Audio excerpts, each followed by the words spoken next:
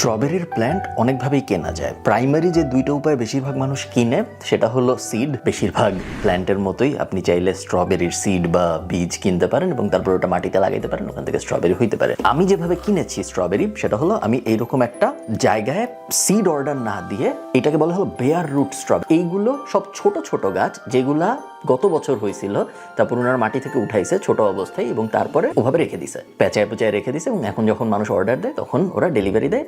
Seed থেকে শুরু করার থেকে এরকম বেয়ার রুট স্ট্রবেরি শুরু করার সুবিধাটা হলো বেয়ার রুট স্ট্রবেরি তাড়াতাড়ি হবে, একটু অলরেডি রুট হয়ে আছে। সিড থেকে জার্মিনেট হইতে, কিন্তু জার্মিনেশন মানে হলো সিড থেকে যখন গাছটা বের হয়, তো ওই প্রসেসটা হইতে কিন্তু একটা হাই টেম্পারেচার লাগে। এটা যেহেতু অনেক দিন ধরে, মানে অ্যাটলিস্ট 1 বছর তো হবে, ও শুকনো অবস্থায় আছে, সো আমরা ওকে প্রথমে পানিতে ভিজাবো কিছুক্ষণ। প্রত্যেকটাকে পানি দিয়ে আমি 1 ঘন্টা ভিজায় রাখার পরে মাটি ভিতরে প্ল্যান্ট করেছি এবং দেখতে জিনিসটা খুবই স্যাড এই মুহূর্তে, বাট এরকম থাকবে না। স্ট্রবেরি আমিও এবার প্রথম লাগাচ্ছি।